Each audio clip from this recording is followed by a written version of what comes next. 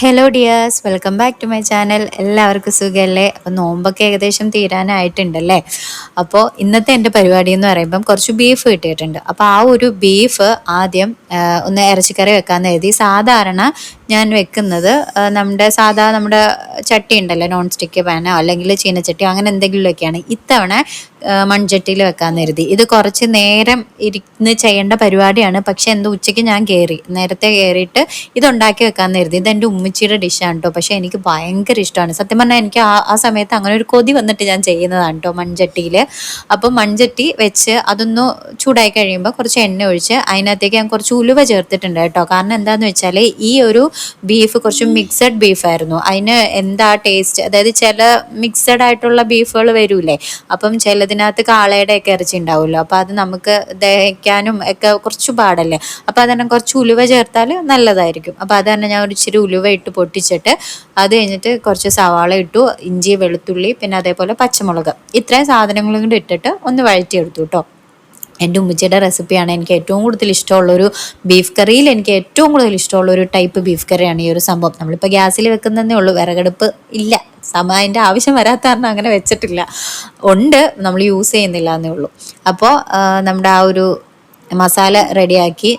നമ്മുടെ beef masala ചൂടാക്കൂലേ, beef masala പിന്നെ അതേപോലെ മല്ലിപ്പൊടി, മുളക് പൊടി പിന്നെ അതേപോലെ ഗരം മസാല, അങ്ങനെയുള്ള സാധനങ്ങളെല്ലാം കൂടി ചേർത്തിട്ട് ഒന്ന് മൂപ്പിച്ചിട്ട് ഈ ഒരു സവാളയുടെ മിക്സിനകത്തേക്ക് ഇട്ട് അതൊന്ന് അവിടെ വെച്ച് തന്നെ ചൂടാക്കിയിട്ട് ഈ ബീഫും കൂടെ അതിനകത്തേക്ക് കൊട്ടിയിട്ടോ.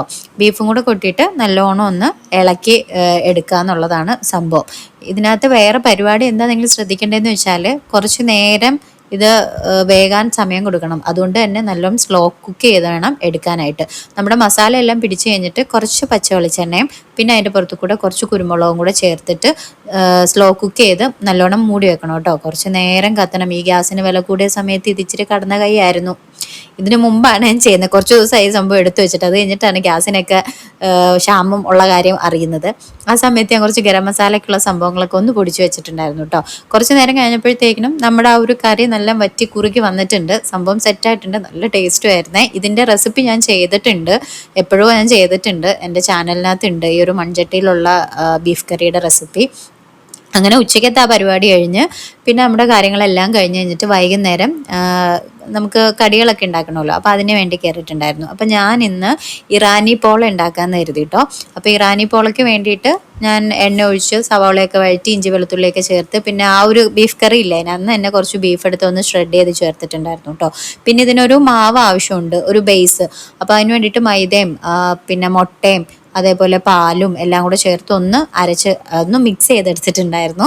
അത് ബേസായിട്ട് കൊടുത്ത് അതിൻ്റെ മണ്ടയ്ക്ക് നമ്മുടെ ഈ ഒരു മസാലയും പിന്നെ അതിൻ്റെ മണ്ടയ്ക്ക് വീണ്ടും ഈ ഒരു മാവും കൂടെ ഒഴിച്ച് അതിൻ്റെ മുകളിൽ ക്യാപ്സിക്കം, തക്കാളി ഈ രണ്ട് സാധനങ്ങളും വെച്ച് ഒന്ന് ആവിയിൽ ഒന്ന് വേവിച്ചെടുക്കണം. അതായത് കുറച്ച് നേരം ഒന്ന് സ്ലോ കുക്ക് ചെയ്തെടുക്കണം. അതിൻ്റെ റെസിപ്പി ഞാൻ ചെയ്യാം കേട്ടോ.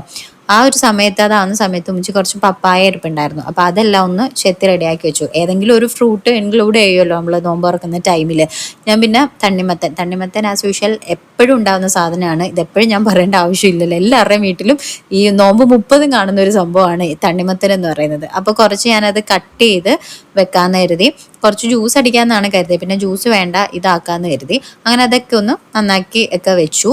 അപ്പോഴത്തേക്കും നമ്മുടെ ഇറാനി പോള സെറ്റായിട്ടുണ്ടായിരുന്നു കേട്ടോ. കാണുന്നത് അതേപോലത്തെ ടേസ്റ്റ് ആയിരുന്നു കേട്ടോ. ഭയങ്കര ടേസ്റ്റ് ആയിരുന്നു, എനിക്ക് ഭയങ്കര ഇഷ്ടമായിരുന്നു. പിന്നെ കുറച്ച് ഗ്രേപ്പ് ജ്യൂസും കൂടെ അടിച്ച് ഞാൻ വെച്ചിട്ടുണ്ടായിരുന്നു കേട്ടോ. അപ്പോൾ ജ്യൂസും അതേപോലെ കട്ട് ഫ്രൂട്ടും ആയിട്ടുണ്ടായിരുന്നു. ഇതാണ് ഇറാനി പോളയുടെ ഒരു എന്താ പറ്റിയെന്ന് വെച്ചാൽ വേറൊരു പാനിലേക്ക് ഇത് തിരിച്ചിടണമായിരുന്നു. ആ ഇട്ട സമയത്ത് ഞാൻ ഉണ്ടാക്കിയ പാനിൽ ഇത് ചെറുതായിട്ട് ഒട്ടിപ്പിടിച്ചായിരുന്നു. അപ്പം ഞാൻ അത് കുടഞ്ഞ സമയത്ത് ഇത് നേരെ അതിനകത്തേക്ക് വീണ്ടും പൊട്ടിപ്പോയി. പക്ഷെ ഞാൻ അപ്പം തന്നെ അത് ചേർത്ത് വെച്ച് വീണ്ടും അതൊന്ന് കുക്ക് ചെയ്തെടുത്തു കേട്ടോ. അപ്പോൾ സംഭവം സെറ്റായിട്ട് കിട്ടിയിട്ടുണ്ടായിരുന്നു. ഭയങ്കര ടേസ്റ്റ് ആയിരുന്നു.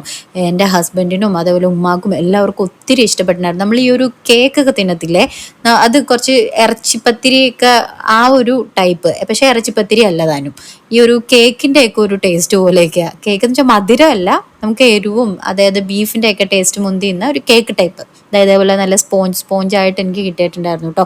ഫസ്റ്റ് അറ്റംപ്റ്റ് ആയിരുന്നു. ഫസ്റ്റ് അറ്റംപ്റ്റിൽ തന്നെ ഭയങ്കരമായിട്ട് സക്സസ് ആയിട്ടുണ്ടായിരുന്നു.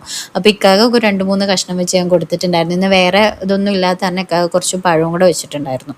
അങ്ങനെ നമ്മുടെ ചട്ടിപ്പത്തിരിയും അതേപോലെ കട്ട് ഫ്രൂട്ടും സാധനങ്ങളൊക്കെ ആയിട്ട് അൽഹംദുലില്ലാ നോമ്പ് വരുന്നു. അപ്പോൾ വീഡിയോ ഇഷ്ടപ്പെട്ടാൽ സബ്സ്ക്രൈബ് ചെയ്യാൻ മറക്കല്ലേ.